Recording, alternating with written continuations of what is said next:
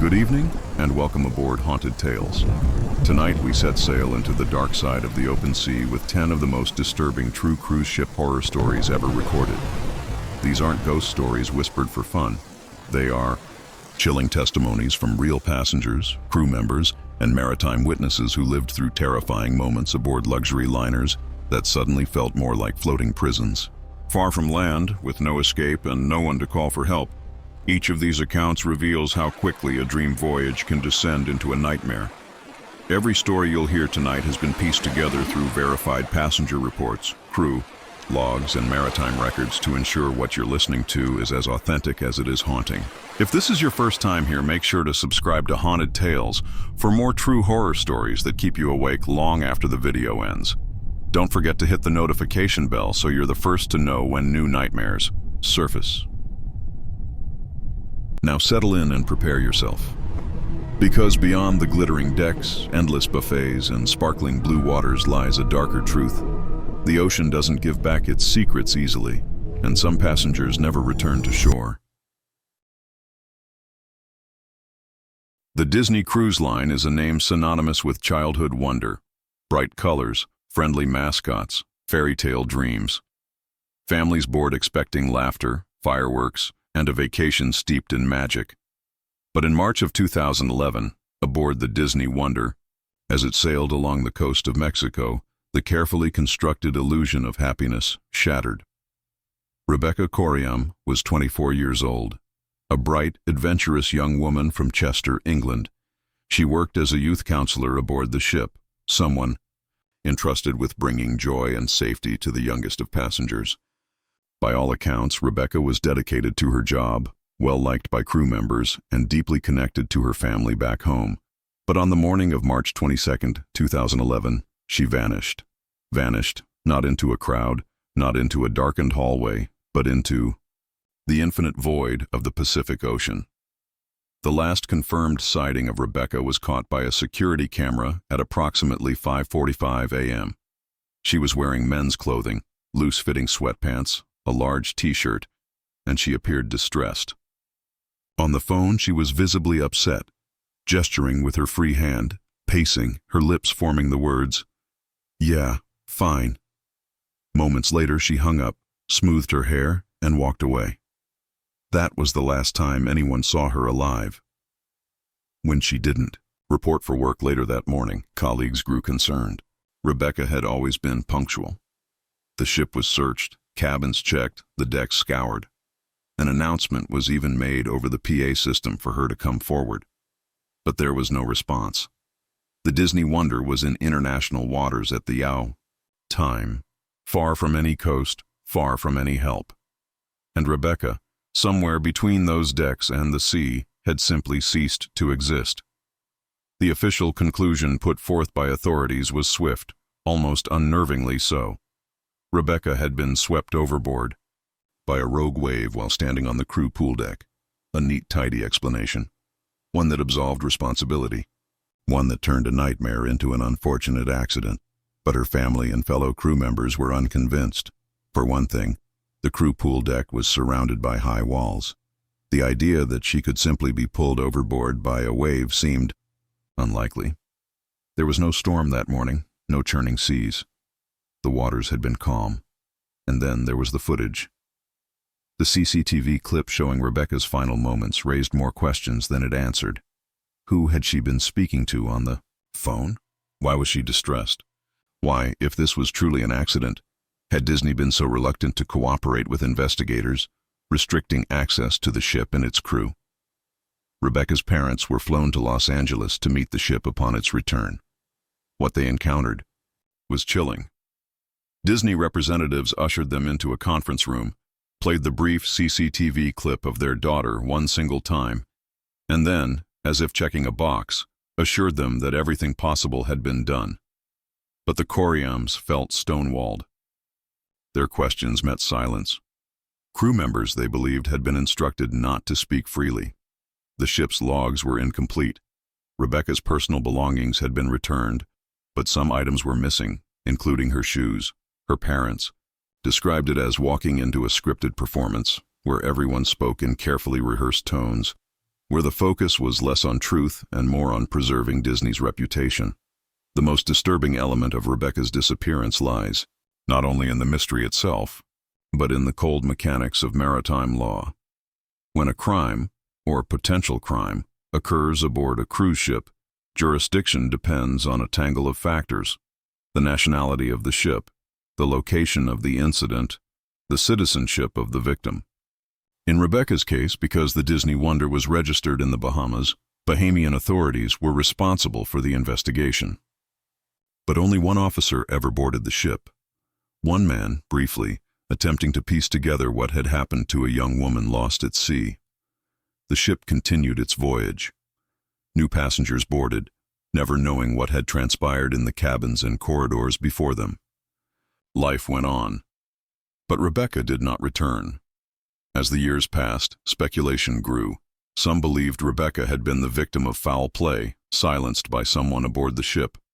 Others whispered about her mental health, pointing to the distress seen on the CCTV footage. But Rebecca's family insists she was not suicidal. She loved her job, she loved life, and she had future plans. Then there are the darker theories. Crew members speaking anonymously have suggested that Rebecca's disappearance was covered up to protect the Disney brand. That evidence was quietly swept aside. That witnesses were silenced. One unsettling claim emerged, that a crew member had seen Rebecca hours after her supposed disappearance in an area of the ship reserved for staff. If true, it would suggest that she had not gone overboard at all, at least not at the time claimed. Passengers who sailed on the Disney Wonder, after March 2011, reported an odd, chilling sensation near the crew pool deck. Some described hearing faint crying when no one was there. Others claimed they felt watched, as though someone just out of sight lingered behind them. Was it paranoia, fueled by rumors of Rebecca's disappearance? Or was it something else? Something restless, caught between the glittering facade of family entertainment and the cold depths of the Pacific? To this day, Rebecca Corium has never been found. No body, no definitive evidence, no answers. Her family continues to demand justice, their voices echoing against the indifferent walls of maritime bureaucracy.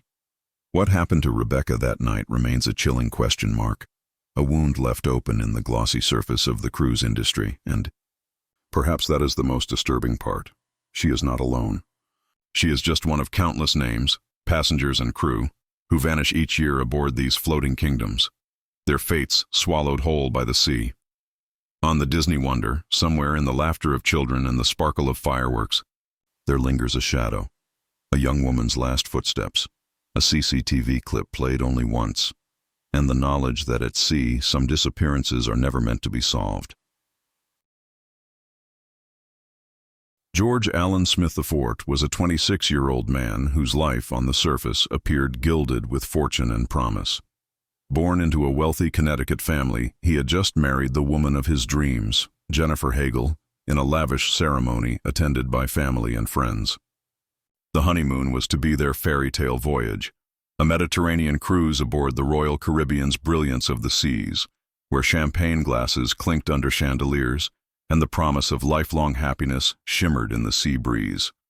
On July 5, 2005, that promise curdled into a nightmare so complex, so riddled with inconsistencies, that nearly 2 decades later, it remains one of the most infamous cruise ship mysteries in history. In the days leading up to his disappearance, George and Jennifer were seen around the ship, celebrating, drinking heavily, mingling with fellow passengers, and, according to some accounts, engaging in heated arguments that could be heard through cabin walls. They were newlyweds, yes, but also young, fiery, and unguarded in their emotions. Surveillance cameras later revealed George partying late into the night with a small group of men who would soon become central to the darkest theories surrounding his death. In the early hours of July 5th, passengers were jolted awake by a sound outside their cabin windows, a loud, hollow thud like a heavy body striking metal. When crew members investigated, they discovered blood smeared along the white paint of a lifeboat canopy directly beneath George's stateroom balcony. It was not a faint trace, but a gruesome, thick stain, evidence that something violent and final had happened above. Yet when the cabin was checked, George was gone. His bed showed signs of struggle, his belongings scattered, and most chillingly, Jennifer, his new bride, was found unconscious not in their cabin but elsewhere, in another guest's room, dazed, confused, and with no clear memory of how she had gotten there. What followed was a maelstrom of theories, official statements, family accusations, and unresolved fragments of truth. Royal Caribbean initially maintained that George had simply fallen overboard, perhaps drunk, perhaps attempting a reckless climb from one balcony to another. But that explanation quickly unraveled under scrutiny. The blood on the lifeboat suggested trauma before the fall, not after.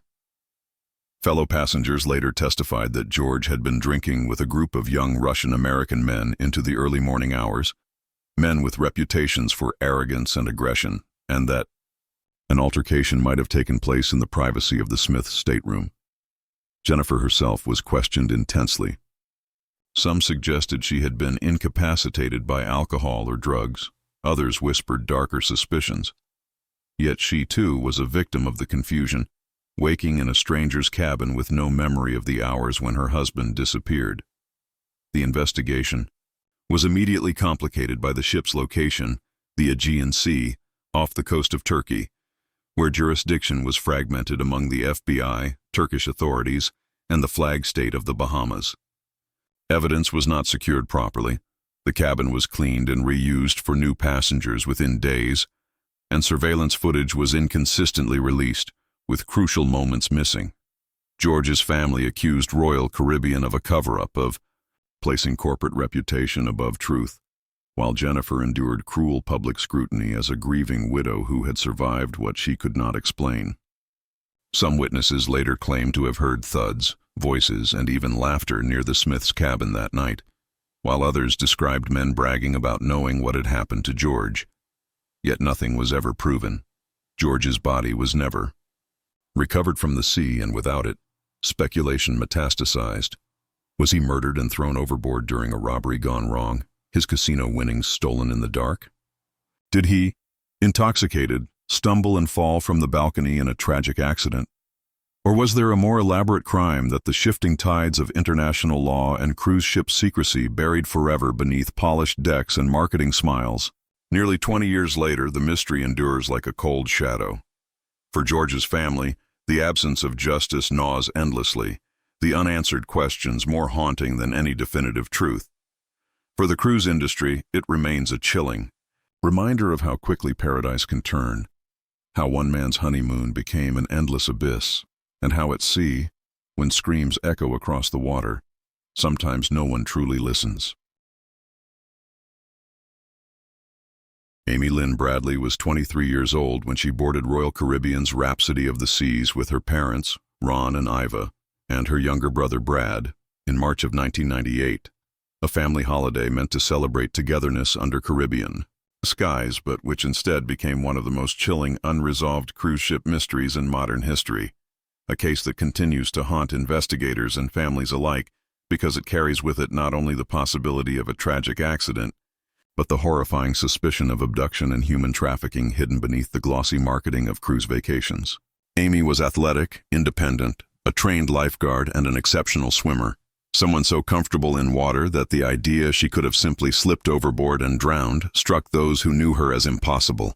And in the days before her disappearance, she had been her usual energetic self, enjoying the music, the dancing, the tropical nights on deck, yet also, according to her family, expressing unease about certain crew members who made her uncomfortable, particularly some of the ship's band members who seemed unusually interested in her.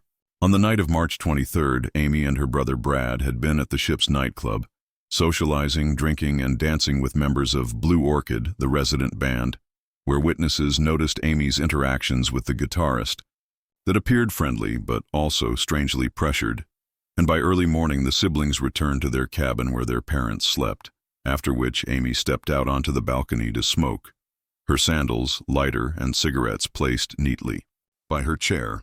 And at around 5:30 a.m., her father Ron awoke, saw her sitting there alive and contemplative, then drifted back to sleep himself, only to wake again half an hour later and find the chair empty, the belongings still in place, the door ajar, and Amy gone without a sound, without a trace, without explanation. Panic set in immediately as the Bradleys searched frantically across decks, corridors, and common areas, begging crew members to make an announcement to alert passengers, to seal exits, to stop disembarkation when the ship docked in Curaçao that morning. But the captain refused, insisting she had likely gone ashore voluntarily or was still somewhere on board. And by the time hours later an announcement was finally made, hundreds of passengers had already left the ship, potentially including someone who might have taken her. And thus those critical early hours when a disappearance could have been contained were wasted forever, leaving behind an empty cabin, distraught parents, and a mystery that only grew darker as reports began to pour in. Fellow passengers claimed to have seen Amy that morning walking with strange men near the elevators. A cab driver in Curaçao swore a young woman matching her description had tried to wave him down desperately before being intercepted, and within days tourists came forward describing a sighting of Amy on the beach, escorted by men who kept close watch over her face anxious, her behavior uneasy, as though she was not free but guarded, which to her family only confirmed the most terrifying possibility, that Amy had not drowned at sea but had been taken. In the years that followed, the Bradley family's nightmare deepened because Amy was not merely remembered as a lost daughter, but as a potential captive whose image surfaced again and again in disturbing contexts, fueling their hope and torment in equal measure. In 1999, a Canadian businessman visiting a brothel in Curaçao insisted he saw Amy, terrified, begging for help, before being hustled away by handlers. In 2005, a U.S. Navy petty officer reported that a woman approached him in a Caribbean brothel, whispering that her name was Amy and pleading for him not to tell anyone because she feared for her life, and though he did not know her case at the time, when later shown photographs of Amy, he identified her instantly. Most disturbingly, in the early 2000s, the family received anonymous emails containing images of a young woman posted on an escort website.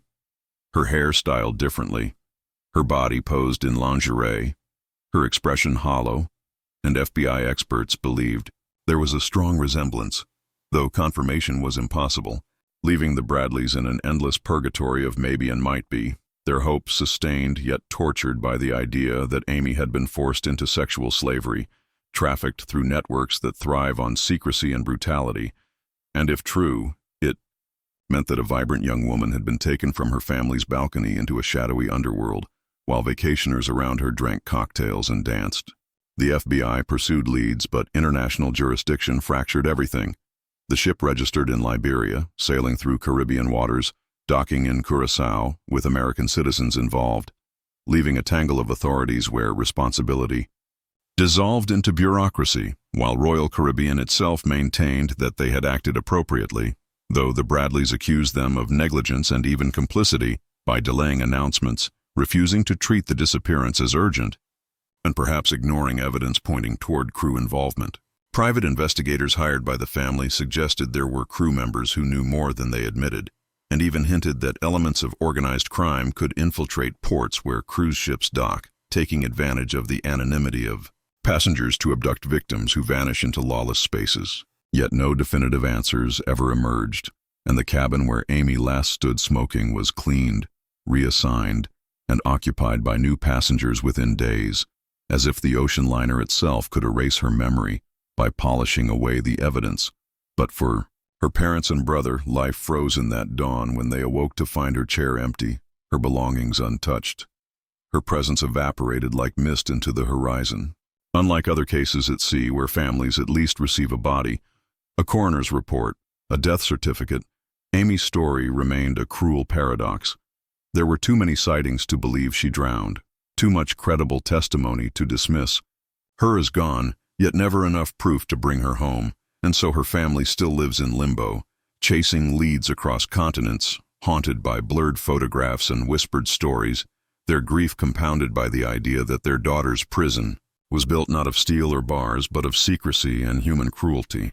And perhaps that is why Amy Lynn Bradley's case is not just another lost-at-sea mystery, but a living horror story, one that lingers like a curse on cruise ships, whispered among passengers as a warning, reminding all that paradise can conceal, predators that music and laughter can disguise a nightmare, and that on the Rhapsody of the Seas in 1998, A young woman stepped off her balcony into a silence that has never been broken, her fate swallowed not by the ocean's depths, but by the darkness of men who turned a vacation into captivity, leaving behind a family still waiting for the daughter who vanished in plain sight and never truly came home. Rebecca Coriam was only 24 years old when she disappeared without a trace from the Disney Wonder in March of 2011, a case that remains one of the most unsettling and controversial vanishings ever to occur aboard a modern cruise liner, precisely because it happened not to a passenger but to a member of staff, a young woman whose job was to create joy for others, to be part of the manufactured happiness that Disney Cruise Line sold to families seeking magic at sea, and whose sudden vanishing revealed cracks in the carefully polished image of an industry that thrives on illusion. Rebecca was from Chester, a historic city in northwest England, where she had grown up in a close-knit family that described her as adventurous, athletic, kind-hearted, and determined. She loved sports, travel, and working with children, which made her position on the Disney Wonder as a youth activity coordinator seem almost perfect. She had previously worked with disadvantaged kids, lifeguarded at pools, studied youth studies at university, and jumped at the chance to take a contract with Disney that promised both employment and adventure. Life on board was hard work, but rewarding. Long shifts, cramped crew cabins below deck, but also friendships forged in the unique isolation of shipboard life, where crew lived, ate, and relaxed in a self-contained world beneath the smiling surface seen by passengers. By March of 2011, Rebecca had been with Disney for months and had grown accustomed to both the routine and the intensity. On March 21st, she sent a cheerful message to her parents in England over Facebook, telling them she would call the next day. There was no hint of despair, no shadow in her words, only the casual warmth of a daughter reassuring her family she was safe and thinking of them. But the next morning, March 22, 2011, Rebecca was gone. The only confirmed record of her final hours came from a short, grainy CCTV clip taken on an internal crew deck around 5:45 a.m., showing her dressed in casual clothes, speaking on an internal phone, visibly upset, gesturing with her hands as though in argument or distress. She ended the call, pushed her hair back from her face, turned, and walked out of frame. That was it. In less than a minute of footage, she went from being alive and real to being a phantom whose trail ended in silence. When Rebecca failed to appear for her morning shift at the Youth Activity Center, colleagues noticed immediately. Punctuality and reliability were part of her character, and absence without explanation was unthinkable. Friends began searching the ship, calling her name, checking cabins, crew quarters, recreational areas, but there was no sign of her. Hours passed, and when she could not be located, Disney announced she was missing, suggesting she may have been swept overboard by a freak wave, an explanation that struck her family as both implausible and convenient. The weather that morning had been calm. No rogue wave had been reported by crew or passengers, and nothing about the deck showed evidence of violent water. Rebecca was an accomplished swimmer, strong and fit, with no reason to climb railings or lean dangerously close to edges. If she had been taken by the sea, where was the struggle, the shout, the sound? The official investigation, however, would cling to that story. Because the Disney Wonder was registered in the Bahamas, jurisdiction fell to Bahamian authorities, specifically a single officer who flew out to meet the ship in Los Angeles days later, conducted only cursory interviews, inspected a few areas, and left within hours, filing a brief report that failed to address inconsistencies and leaned heavily on the accident narrative. For her parents, who were flown out by Disney to meet the ship, the experience was surreal and deeply painful. They were escorted around like visitors at a museum, shown selective parts of the vessel, reassured with polished corporate words, but denied access to her personal cabin, to the crew-only spaces where she had last been seen, to the very places where answers might have been hiding. The CCTV footage they saw was clipped, showing only her last phone call, but not what happened after, and they were told nothing else existed. To them, it felt less like an investigation than a performance, a controlled presentation designed to reassure them while protecting the company's image. Disney executives expressed condolences, But behind every word, the Bradleys felt the weight of silence. The silence of crew who might have known more, of investigators who did less, of a system designed to close questions rather than open them. Rumors began to circulate among staff. Some whispered that Rebecca had been upset after an argument with another crew member, possibly involving a romantic relationship. Others claimed she had been seen later that morning at the crew pool, though no evidence supported that. Still others suggested darker possibilities: a fall, an accident during a confrontation, even foul play. Yet none of these whispers became official, because crew are often bound by contracts that discourage speaking out, and fear of losing one's livelihood can silence even those who know more than they should. Over time, reports emerged of alleged sightings. A woman resembling Rebecca spotted in Venice, another in California, unconfirmed and elusive, but enough to feed speculation that she might not have been lost to the ocean at all. But these were never substantiated, and without her body, without proof, every possibility, accident, suicide, homicide, abduction, remained suspended in limbo. The wider context makes it even more chilling. Cruise ships are legally complex spaces, floating under flags of convenience that allow companies to choose registration countries with weak regulations, light oversight, and tax advantages. When something goes wrong, jurisdiction is often muddled, investigations lack resources, and corporate interests take priority over truth. In Rebecca's case, the Bahamian inquiry produced almost nothing, while Disney was able to distance itself from criticism, pointing to the official report as proof of due process, all while its carefully crafted image of safety and magic remained intact for paying customers. For Rebecca's family, however, the ordeal became a nightmare of unanswered questions, of being stonewalled by bureaucracy, of waking each day to the absence of their daughter and the gnawing suspicion that something terrible had happened to her aboard the ship and had been quietly concealed. They spoke publicly, pushed for deeper investigations, lobbied politicians, but were met again and again with polite deflections and the vast machinery of an industry designed to protect itself. What makes Rebecca's disappearance so haunting is not only the mystery of her fate, but the symbolism of where it occurred, aboard a Disney ship, a vessel associated with childhood wonder, family togetherness, laughter, and innocence, a brand so powerful that to question it feels like heresy. Yet behind that facade was a reality as cold and indifferent as the sea itself. One moment she was walking across a deck distressed but alive. The next she was gone, leaving behind only fragments. A phone call, a gesture caught on camera, rumors, silence. For her parents, the memory of her voice in that final Facebook message haunts them still. "I'll call tomorrow." Tomorrow never came. The world moved on. The ship sailed again. Passengers boarded to chase the promise of magic on the high seas. Children laughed with costumed characters, while somewhere in the steel corridors of the Disney Wonder lingered the ghost of a young woman whose story had been reduced to a corporate footnote. And so Rebecca's case endures, unresolved, unsettling, a reminder that beneath the glittering surface of cruise vacations lies a lawless expanse where people vanish and accountability drifts away like smoke over the water. To this day, no one knows whether Rebecca was taken by a wave, by despair, by violence, or by something more sinister, but what remains certain is that her family never received truth, only silence wrapped in platitudes, and the world never received closure, only the echo of a woman walking across a deck into history, her fate swallowed by shadows that even the brightest brand on earth could not banish.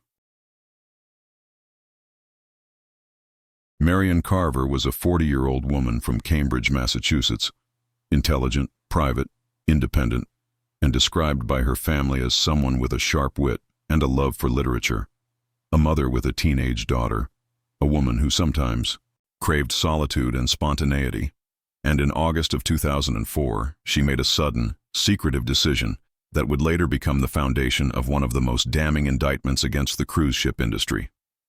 She boarded Celebrity Cruises, Mercury in Seattle, Washington, bound for a week-long voyage to Alaska, without telling her family, her ex-husband, or even her closest friends, a choice that some interpreted as a desire for escape, for reflection, for time away from the pressures of life, yet one that would end not with renewal but with her vanishing into the endless black waters of the Pacific Ocean, and a cover-up so deliberate and chilling that it left her family fighting for truth long after the ship had docked and the passengers had disembarked.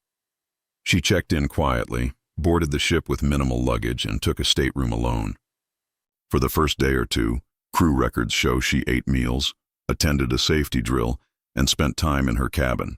But then, silence. She stopped appearing, stopped ordering food, stopped leaving signs of life. Her room steward noticed quickly, as they are trained to observe the routines of passengers, the bed untouched, meals not requested, the same clothes hanging untouched in the closet. Yet instead of raising an alarm, the steward's supervisor instructed him to continue servicing the cabin, to keep quiet, to treat her absence as unremarkable. Days passed. The ship completed its journey to Alaska and returned to Seattle. Still, no one reported Marion missing. Instead, her belongings were quietly boxed up, stored, and eventually discarded. Her absence was not logged, her name not flagged. When the ship returned, her stateroom was assigned to the next guest as if nothing had happened. And for weeks, her family back home had no idea she had even gone on a cruise. Her teenage daughter believed her mother was away on business. It wasn't until Marion failed to call or return home that her father, Kendall Carver, alarmed and suspicious, began searching, eventually discovering through credit card records that she had purchased a cruise ticket, and that the voyage had ended long ago. But by then, Celebrity Cruises had already scrubbed away the evidence of her presence. When Kendall Carver contacted Celebrity to ask about his daughter, he was met with evasive answers, silence, and obstruction. The company initially denied she had ever been on board, despite passenger records proving otherwise. It was only through relentless persistence that he discovered the shocking truth. Staff had known Marion was missing almost immediately, but had been ordered by supervisors not to report it, not to log it, not to create a paper trail that could draw attention to a potentially suspicious disappearance. The steward who cleaned her room later testified that he had been told to keep servicing her cabin and to box up her belongings after the cruise, a direct violation of what should have been standard emergency protocol. Worse still, those belongings, clothing, books, personal effects, were discarded rather than preserved, eliminating potential evidence. Celebrity Cruises, a subsidiary of Royal Caribbean, had effectively erased Marion from existence, turning her disappearance into a corporate secret. Kendall, outraged, hired private investigators, former federal agents, and maritime experts, all of whom confirmed what he already suspected. His daughter had not been simply lost, she had been covered up.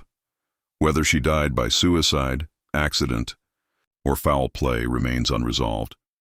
There were whispers from passengers that a woman resembling her had been seen drinking alone, sitting on deck staring into the water, possibly despondent, while others suggested she might have met someone on board and an altercation ensued. But none of these theories could be pursued properly because Celebrity had destroyed the evidence and failed to alert authorities in time. By the time the FBI became involved, weeks had passed. The ship had sailed dozens of voyages since, cabins had been scrubbed, and witnesses had dispersed across the globe. For Kendall, the outrage was not only the loss of his daughter but the systemic indifference. He testified before Congress, launched a campaign for cruise ship accountability, and co-founded International Cruise Victims, an advocacy group demanding transparency and safety reforms. His testimony revealed details that horrified the public: that cruise lines often failed to report disappearances, that ships frequently discarded evidence, and that flags of convenience allowed them to avoid real accountability by registering in countries with lax oversight. Marion's disappearance became a rallying cry, proof that cruise ships were floating jurisdictions where truth could be buried as easily as a body at sea. What makes Marion Carver's story so disturbing is not only that she vanished, but that her vanishing was deliberately concealed. Unlike accidents where at least an investigation occurs, here was a case where the company actively chose silence, prioritizing reputation over human life. Her father, in interviews, spoke of the agony of imagining his daughter alone, perhaps depressed, perhaps victimized, reaching out for help in an environment designed to ignore her. He described the cruelty of learning that her clothes, the last objects she touched, had been thrown away like trash. He asked how an industry that makes billions in profit could refuse to invest in proper reporting systems, victim support, and transparency. The answers he received were chilling in their simplicity, because they didn't have to. Under international, maritime law, cruise companies face little obligation to cooperate, and disappearances at sea are astonishingly common, hundreds over the past few decades, most quietly forgotten. Marion's case exposed this darkness, forcing Congress to pass elements of the Cruise Vessel Security and Safety Act, legislation that mandated better reporting and crime scene preservation. Yet even with reforms, many loopholes remained. For Kendall Carver, none of it brought back his daughter. He often spoke of her love of books, her sharp humor, her fierce independence, and the cruel irony that a woman who valued her privacy so much would be forced into eternal silence, not by her own choice alone, but by a corporation that decided her story was an inconvenience. To this day, no one knows for certain what happened to Marion in those quiet days after she boarded the Mercury. Did she sit on her balcony at night, listening to the endless hiss of the sea, and decide to end her life? Did she meet someone who lured her into danger? Did she slip, unseen, into the freezing waters of Alaska? Or was she the victim of a crime covered up in the bowels of a billion-dollar ship? All that remains are questions, sharpened by the knowledge that answers may once have existed, but were deliberately destroyed. And perhaps that is the most horrifying part. Not the ocean's mystery, but the human choice to erase, to deny, to silence.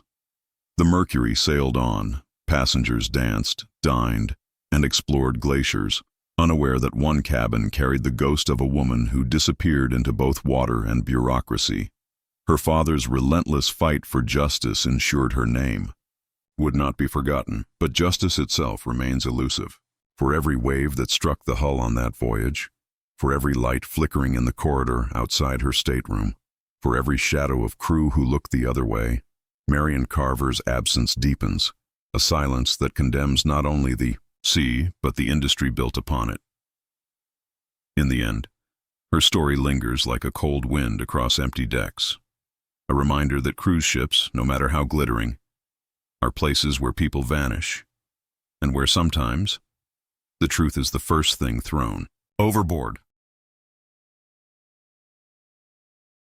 George Allen Smith IV was 26 years old, a newlywed from Greenwich, Connecticut, who boarded Royal Caribbean's Brilliance of the Seas in July of 2005 for what was supposed to be the most joyous trip of his life, a Mediterranean honeymoon. With his bride, Jennifer Hagel, celebrating their recent wedding with a voyage across Greece, Turkey, and Italy, a journey meant to be filled with champagne toasts, laughter, and the promise of a future together. But within days, their dream vacation would turn into one of the most notorious and controversial cases of cruise ship death in history, a saga of bloodstains, missing time, conflicting testimonies, and allegations of foul play that remain unresolved to this day. George and Jennifer were seen by fellow passengers as a glamorous couple. He was tall, charismatic, from a wealthy family. She was striking, elegant, and reserved. On the night of July 4th, they had been drinking heavily in the ship's casino, celebrating, gambling, and socializing with new acquaintances. CCTV footage captured them interacting with a group of young men from Brooklyn, men who would later become central to the mystery, as well as with a Russian-American passenger who seemed equally entwined in the night's events. Witnesses recalled George drinking, laughing, at times appearing unsteady, yet still convivial, while Jennifer seemed quieter, perhaps irritated by her husband's indulgence.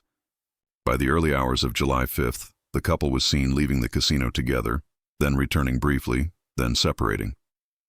Jennifer was reportedly escorted to her cabin later that night after becoming intoxicated, while George remained with the group of young men, continuing to drink and socialize in one of their cabins. The timeline after that is fragmented, reconstructed from testimony, CCTV, and haunting traces left behind.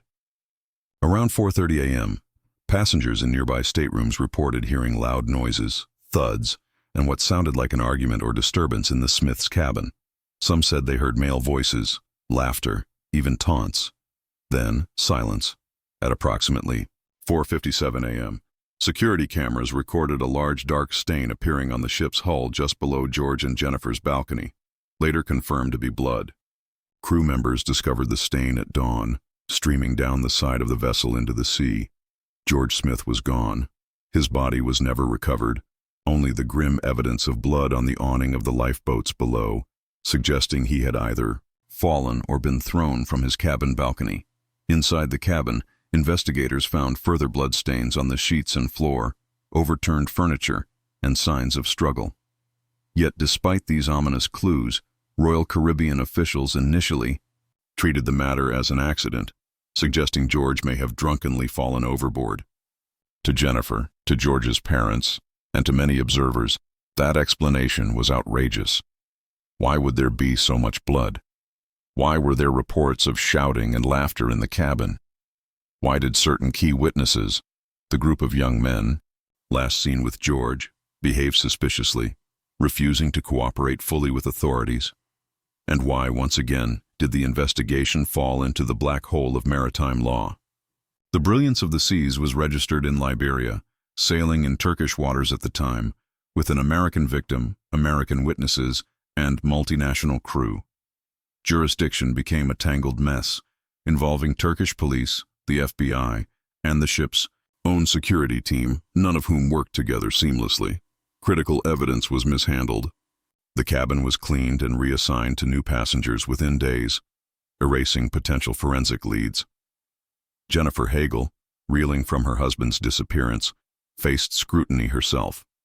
She had been escorted to another cabin by security that night and claimed she had passed out, unaware of what unfolded in the hours that followed.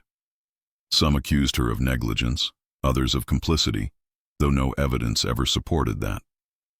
She later reached a controversial settlement with Royal Caribbean, receiving financial compensation while agreeing not to pursue further claims, a decision criticized by George's family, who believed it allowed the company to avoid accountability.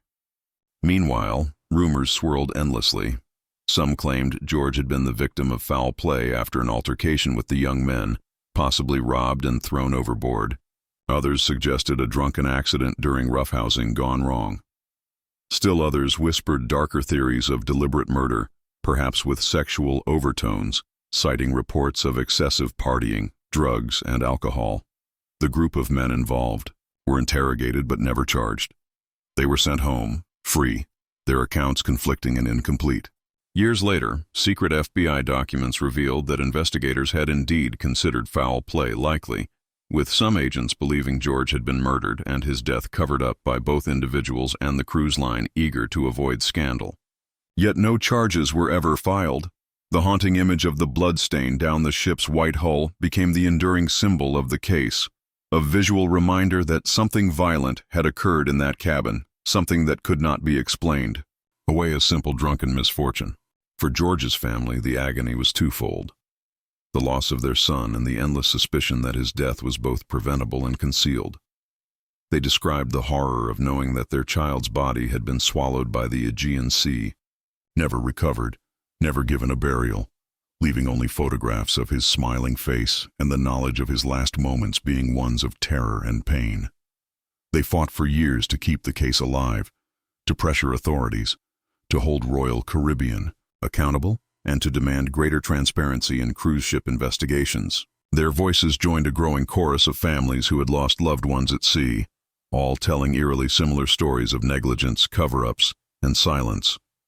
George's story continues to cast a long shadow over the cruise industry because it illustrates not just a personal tragedy, but systemic flaws: the lack of independent law enforcement at sea, the mishandling of evidence, the prioritization of corporate image over truth. To this day, no one has been convicted, no one has confessed, and the true sequence of events remains buried in conflicting accounts and lost evidence. Did George stumble and fall, drunk and unsteady, as some claim? Or was he beaten, robbed, and thrown into the dark waters by people he had trusted enough to drink with? The blood on the awning suggests violence, not accident. The laughter and shouts reported by neighbors suggest mockery, not tragedy. and the silence that followed suggests complicity, whether by individuals or by the industry itself. The brilliance of the seas sailed on, passengers unaware that beneath their feet a young man had died in terror. The Mediterranean sparkled in the morning light, indifferent, while somewhere far below, the sea kept its secret. And for his family, that indifference is the cruelest part, that their son's life ended not only in violence, but in silence, a silence that continues to this day, echoing across courtrooms, congressional hearings, and the endless waves of a sea that swallowed the body but not the truth.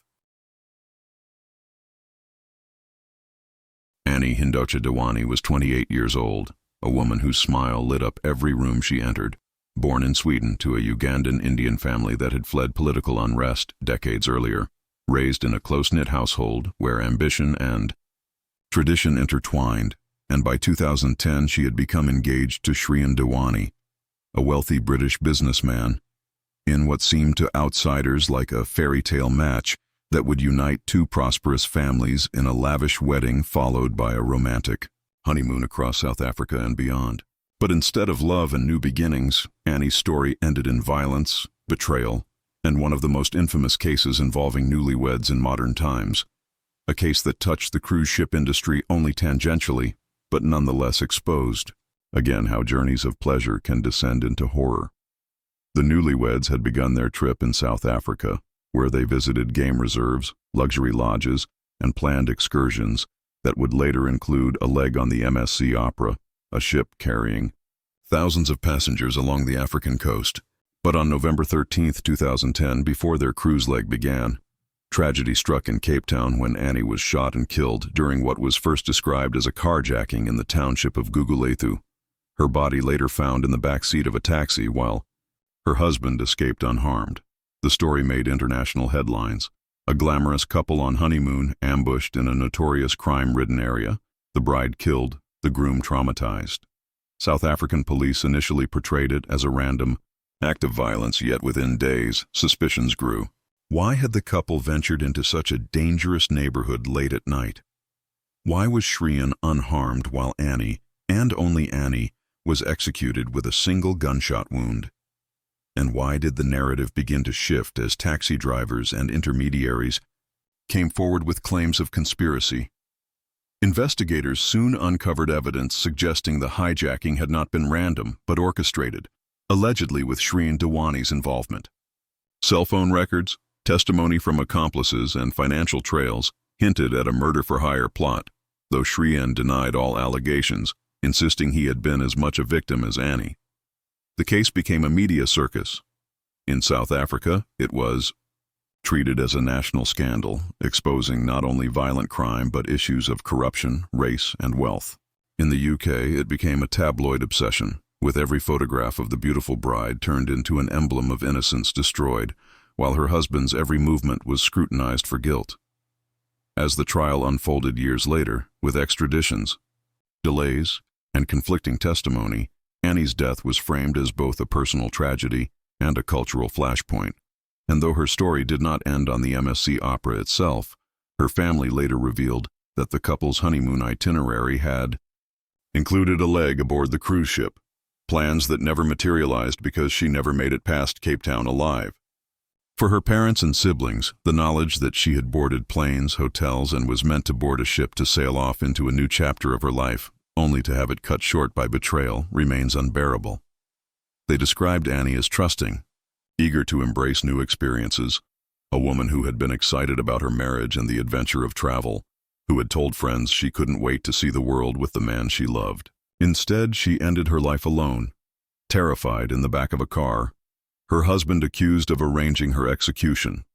The broader horror of Annie's case echoes into the maritime world because it revealed how fragile the promise of safety really is for travelers. Cruises, like luxury safaris and destination weddings, are sold as escapes from danger, carefully curated experiences insulated from the risks of the world. Yet Annie's murder showed that danger can infiltrate even the most carefully planned journeys, and that sometimes the greatest threat comes not from strangers, but from those closest to us. On the surface, her case was solved, arrests were made, gunmen convicted, evidence presented, but the heart of the mystery remains contested. Was Shreen Dewani truly the mastermind, or was he an innocent man destroyed by circumstance and opportunistic criminals? Courts eventually acquitted him, citing lack of direct evidence. But for Annie's family, the verdict brought no peace. They believed strongly that her death had been premeditated, that justice had been subverted, that wealth and legal maneuvering had silenced the truth. They stood outside courtrooms holding photographs of Annie, their voices trembling with grief and fury, asking how such a radiant life could be extinguished while the world moved on. To this day, her story lingers not only as a crime tale, but as a ghost story of sorts, a reminder that love can curdle into something monstrous, that honeymoons can turn into funerals, and that voyages meant to carry couples into a shared future can instead become haunted passages into absence. And for passengers who later boarded the MSC Opera, few knew that among the itineraries once printed was the name of a woman who never set foot on its decks, whose place at the railing, gazing out at the horizon, remained forever empty. Her story lingers in silence, in the shadow between what was promised and what was delivered. A cautionary tale of trust betrayed and innocence stolen, echoing across the waves like the cry of someone unseen, calling out from the darkness where the ocean meets the shore. Angelo Faliva was a 31-year-old Italian chef, energetic, talented, and described by those who knew him as passionate about food, devoted to his family, and full of restless dreams that carried him far from his hometown of Cremona and into the floating cities of the cruise industry, where long hours and grueling work were balanced by camaraderie and the thrill of travel. By 2009, he had signed on with Princess Cruises' Coral Princess, a massive vessel that sailed across the Caribbean and the Panama Canal, ferrying thousands of passengers through turquoise waters and tropical ports. For Angelo, life at sea was demanding but rewarding. He was part of the galley staff, preparing meals in the labyrinthine kitchens deep below deck, often working until exhaustion but taking pride in the artistry of his craft.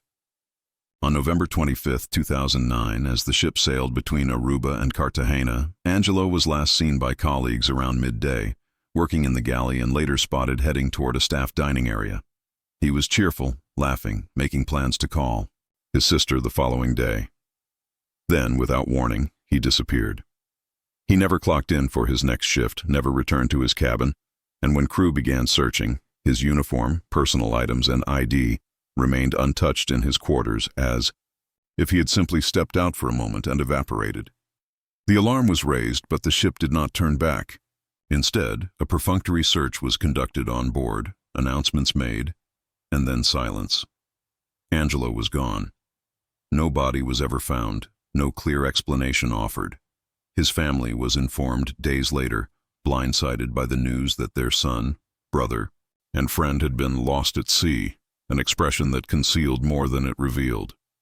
The official explanation leaned toward accident or suicide, a narrative the cruise line seemed eager to embrace.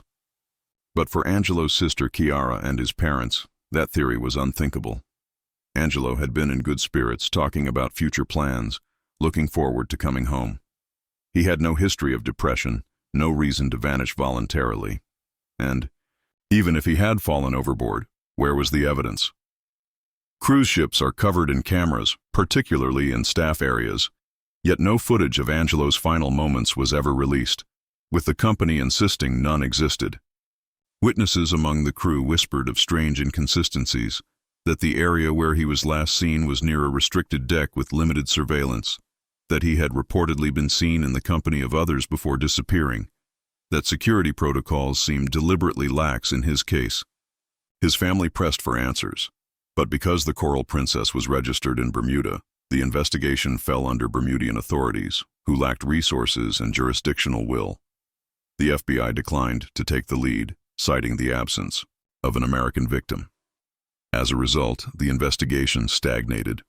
Angelo's family described the agony of calling and emailing officials, begging for updates, only to be met with silence, delays, and evasions. They hired private investigators, who suggested that foul play could not be ruled out. Perhaps Angelo had witnessed something he should not have.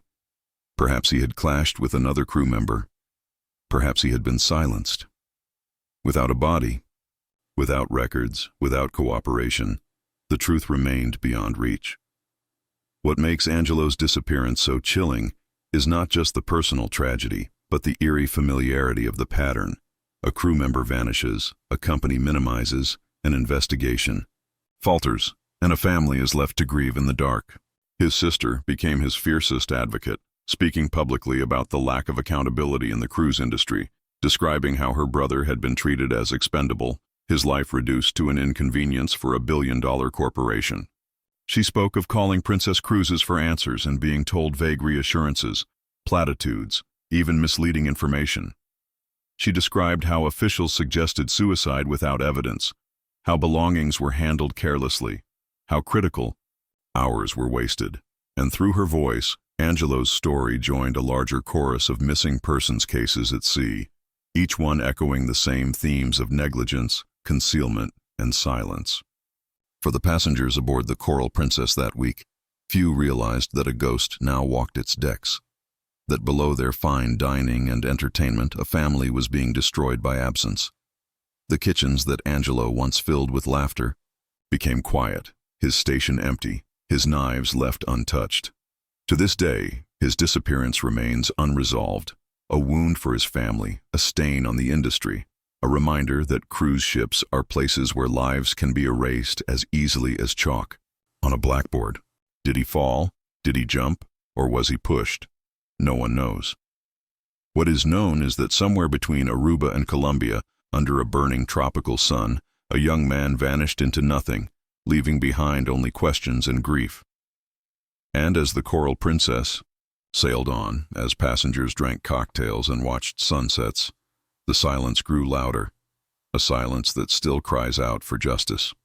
Angelo Faliva's fate remains one of the most disturbing unsolved mysteries of the seas, a story that lingers, not in official reports, but in the haunted memories of those who loved him, who wait still for a truth that may never come. Amy Lynn Bradley was a vibrant 23-year-old woman from Chesterfield County, Virginia. Athletic, outgoing, independent. The kind of person whose laugh carried across a room and whose sense of adventure drew her toward new experiences.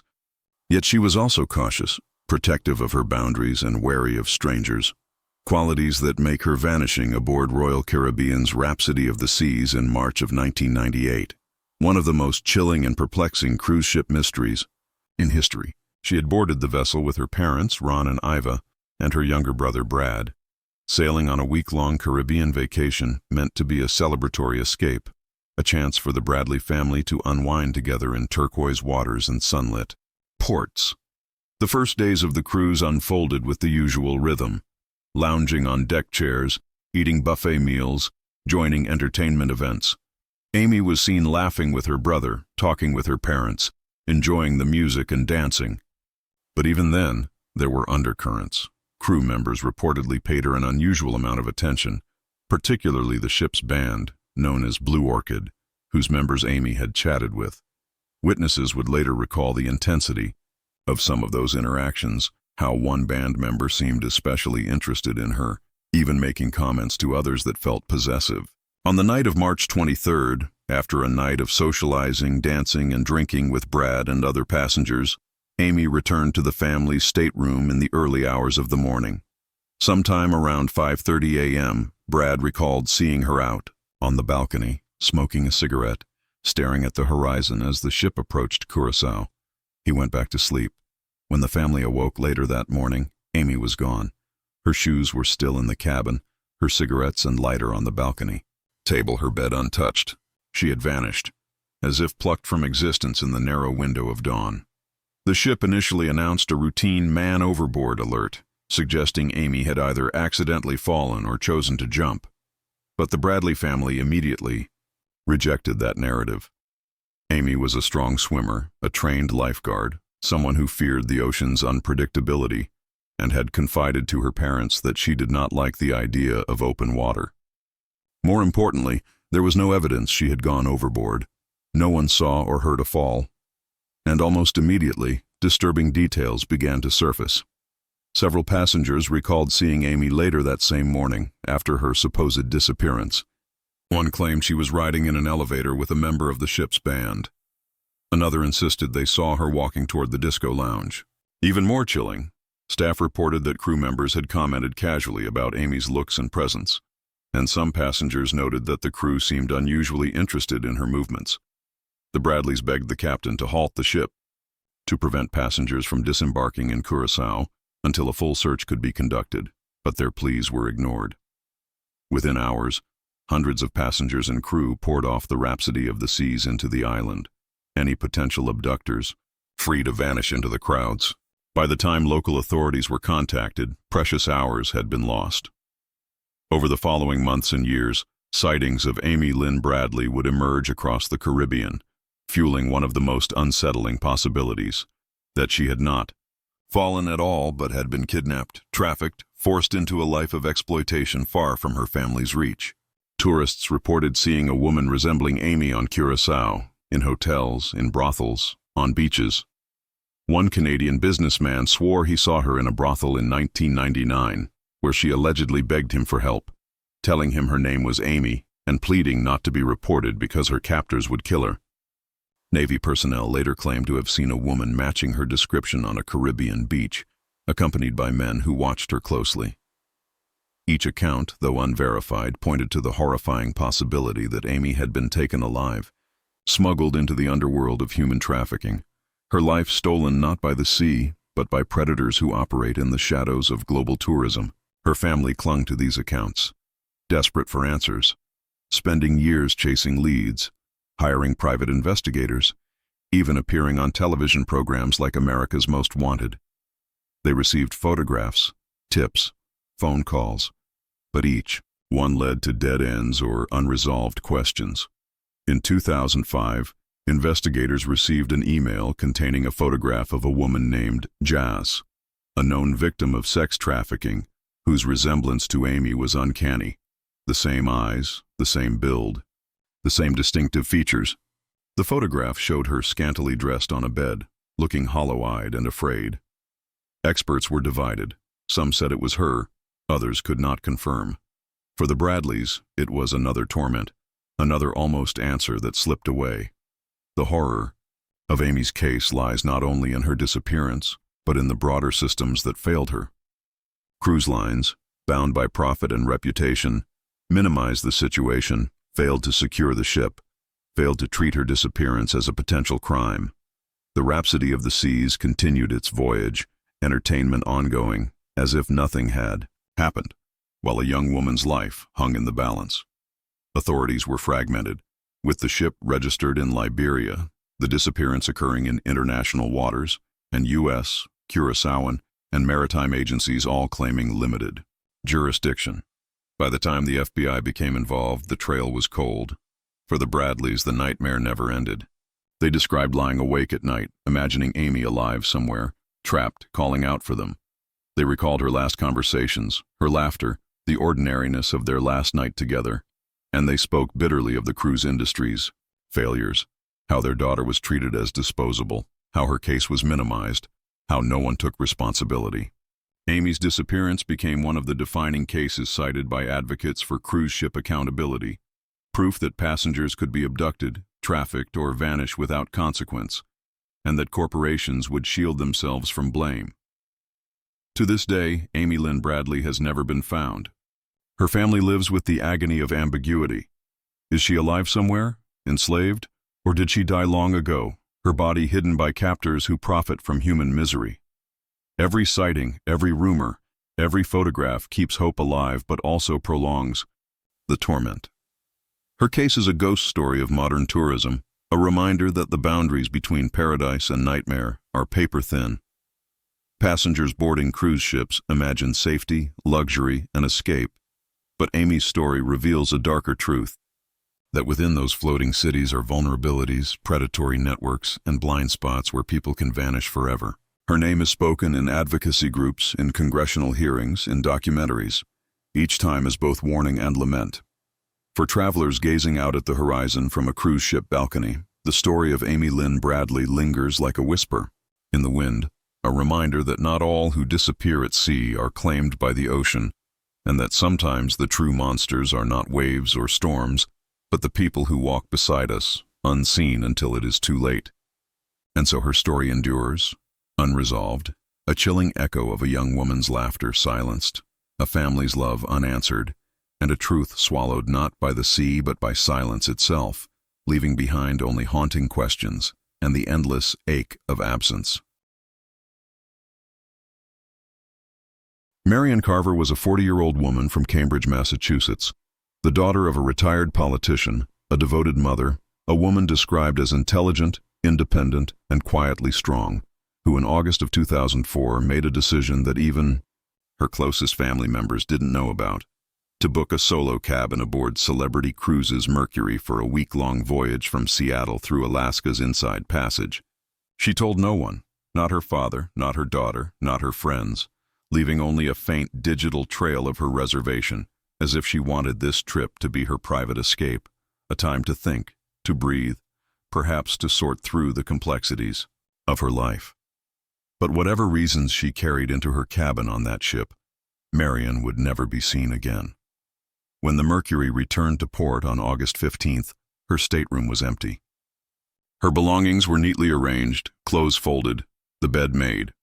The cabin steward had noticed days earlier that it seemed unoccupied, that towels and sheets remained unused, that no signs of life stirred within, and yet he was instructed by his supervisor to keep silent, to continue servicing the room without raising alarms. In fact, later testimony would reveal that crew members knew something was wrong, that Marion had seemingly vanished mid-voyage, but instead of initiating a search or alerting authorities, the company suppressed the information, quietly disembarking passengers, erasing her presence as if she had never existed. For weeks, no one outside the ship knew she was missing. It was only when her family, puzzled by her silence, began investigating that the nightmare revealed itself. Marion Carver had disappeared at sea, and the cruise line had done everything possible to bury the truth. Her father, Kendall Carver, became the central figure in the fight for answers. He described the horror of calling Celebrity Cruises, desperate for information about his daughter, only to be stonewalled, lied to, and misled. The company claimed no knowledge, insisted everything was normal, even suggested Marion might not have boarded the ship at all.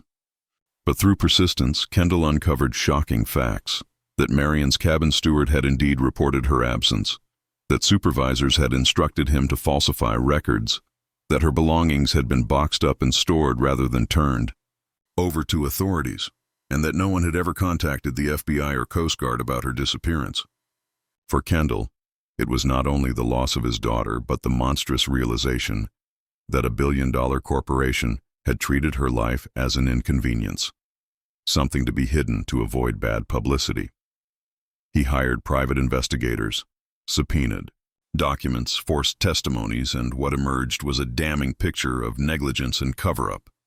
Witnesses suggested Marion may have been seen on deck in the early days of the voyage, quiet, withdrawn, but nothing confirmed her final fate.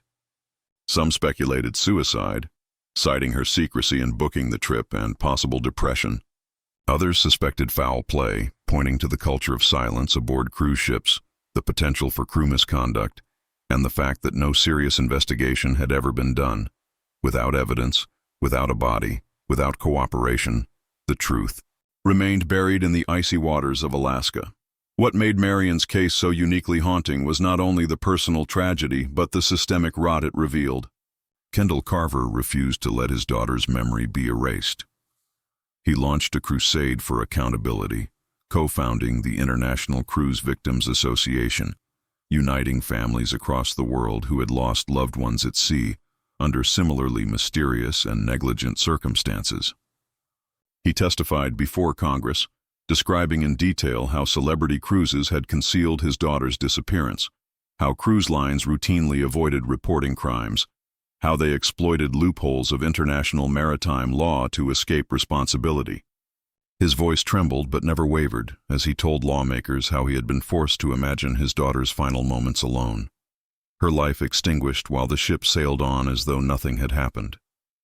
Through his advocacy, Marion's story became a catalyst for legislative reform, contributing to the passage of the Cruise Vessel Security and Safety Act of 2010, which required cruise ships docking at U.S. ports to report crimes to the FBI and Coast Guard, install peepholes, keep keycard data, and preserve evidence in cases of disappearance. Yet for Kendall, the reforms were bittersweet. They could not bring Marion back. They could not answer the gnawing questions. Did she fall? Did she jump? Or was she silenced by someone who knew the ship's culture of secrecy would protect them? For him, every congressional testimony, every press interview, every advocacy meeting was both a fight for others and a personal act of mourning, an attempt to give his daughter's life meaning beyond the silence into which it had been cast. The deeper horror of Marion's disappearance lies in the image of that empty cabin, a room that should have been filled with life, clothes scattered, a bed unmade, the detritus of an ordinary traveler, instead kept pristine by a steward afraid to speak, ordered into complicity by a company that valued image over truth. Imagine walking those narrow corridors at night, the hum of the engines vibrating through the walls, the sea stretching endlessly beyond the windows, and knowing that someone had vanished just steps away, that the laughter of passengers at dinner, the clinking of glasses, the strains of music in the lounges had carried on while a woman slipped into oblivion without a ripple of interruption. Marion's presence was erased not only physically but bureaucratically, her absence treated as an administrative inconvenience rather than a human emergency. That is what haunts most about her story. Not simply that she vanished, but that her vanishing was allowed, facilitated, hidden.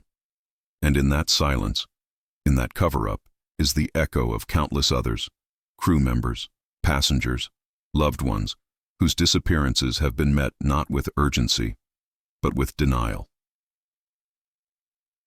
Today, Marion. Carver's name is invoked in every conversation about cruise ship safety. Her father's tireless advocacy ensured she would not be forgotten, that her case would stand as a symbol of everything broken in the system of maritime accountability. Yet even now there is no closure, no remains, no certainty, only the image of a woman who boarded a ship alone, seeking something known only to her and who never returned. Perhaps she stood on the railing at dawn, staring into the fog, overwhelmed by burdens no one else could see. Perhaps she encountered danger from someone aboard, someone who saw in her solitude an opportunity. Perhaps she was pushed, intentionally, silenced, her body consumed by waters colder than ice, darker than night. Each possibility torments her family differently, each one both unbearable and incomplete.